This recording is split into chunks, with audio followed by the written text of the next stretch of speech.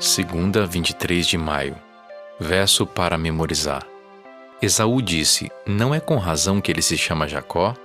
Pois já 2 vezes me enganou, tirou-me o direito de primogenitura e agora tomou a bênção que era minha. E perguntou: então o Senhor não reservou nenhuma bênção para mim?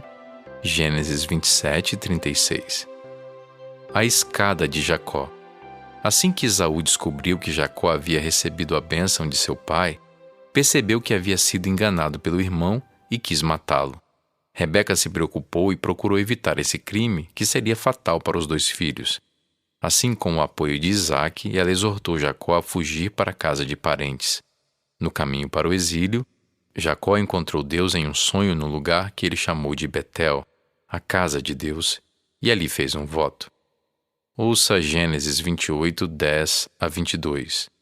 Jacó partiu de Berseba e seguiu para Harã. Quando chegou a certo lugar, ali passou a noite, porque o sol já se havia posto. Pegou uma das pedras do lugar, fez dela o seu travesseiro e se deitou ali mesmo para dormir. E sonhou: eis que estava posta na terra uma escada cujo topo atingia o céu, e os anjos de Deus subiam e desciam por ela.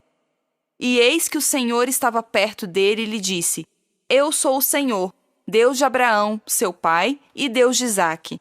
A terra em que agora você está deitado, eu a darei a você e à sua descendência. A sua descendência será como o pó da terra. Você se estenderá para o oeste e para o leste, para o norte e para o sul. Em você e na sua descendência serão benditas todas as famílias da terra. Eis que eu estou com você e o guardarei por onde quer que você for. Farei com que você volte para esta terra, porque não o abandonarei até que eu cumpra aquilo que lhe prometi. Quando Jacó despertou do sono, disse: na verdade, o Senhor está neste lugar, e eu não o sabia. E temendo disse: quão temível é este lugar? É a casa de Deus, a porta dos céus. Na manhã seguinte, Jacó levantou-se de madrugada, pegou a pedra que havia usado como travesseiro e a pôs em pé como coluna, e sobre o topo dela derramou azeite. E ao lugar, cidade que antes se chamava Luz, deu o nome de Betel. Jacó fez também um voto dizendo: se Deus for comigo e me guardar nesta jornada que empreendo, e me der pão para comer e roupa para vestir, de maneira que eu volte em paz para a casa de meu pai, então o Senhor será o meu Deus, e a pedra que pus como coluna será a casa de Deus. E de tudo o que me concederes, certamente te darei o dízimo. Gênesis 11, 1 a 9. Em toda a terra havia apenas uma língua e uma só maneira de falar. Os homens partiram do Oriente, encontraram uma planície na terra de Sinar e habitaram ali. E disseram uns aos outros: venham, vamos fazer tijolos e queimá-los bem. Os tijolos lhes serviram de pedra, e o betume de argamassa. Disseram: venham, vamos construir uma cidade e uma torre, cujo topo chegue até os céus, e tornemos célebre o nosso nome, para que não sejamos espalhados por toda a terra. Então o Senhor desceu para ver a cidade e a torre que os filhos dos homens estavam construindo. E o Senhor disse: eis que o povo é um, e todos têm a mesma língua. Isto é apenas o começo.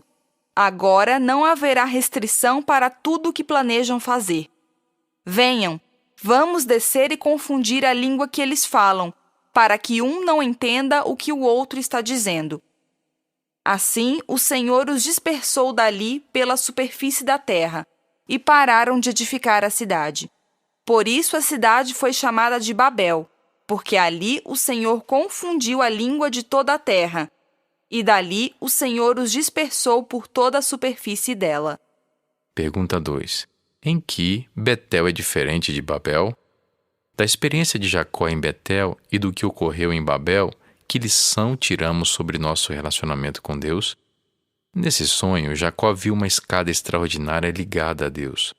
O mesmo verbo hebraico, natsav, é usado para se referir à escada que é posta na terra e ao Senhor que estava perto de Jacó, como se a escada e o Senhor fossem a mesma coisa. A escada estava relacionada à tentativa de Babel de alcançar o céu. Com a torre de Babel, a escada chegava à porta do céu. Mas enquanto a torre representava o esforço humano para subir e alcançar Deus, a escada de Betel enfatizava que o acesso a Deus só podia ser alcançado pela vinda de Deus a nós, e não o contrário. Quanto à pedra na qual Jacó colocou sua cabeça e teve o sonho, ela se tornou o símbolo de Bet-El, a casa de Deus, que apontava para o templo, o santuário, o centro da atuação salvífica de Deus em favor da humanidade. Jacó não limitou ao espiritual e ao místico sua expressão de adoração e senso de admiração em relação ao que lhe havia acontecido. Ele queria responder em termos externos concretos. Assim decidiu dar o dízimo a Deus, não para obter a bênção divina, mas como uma resposta de gratidão ao presente do Senhor, que já tinha sido dado a ele. Novamente vemos o conceito do dízimo muito antes do surgimento da nação de Israel. Ouça outra vez Gênesis 28, 11. Quando chegou a certo lugar, ali passou a noite, porque o sol já se havia posto. Pegou uma das pedras do lugar, fez dela o seu travesseiro e se deitou ali mesmo para dormir. O dízimo seria tirado de tudo que Deus lhe concedesse. O que concluímos do que Jacó disse sobre o dízimo e o que ele representa?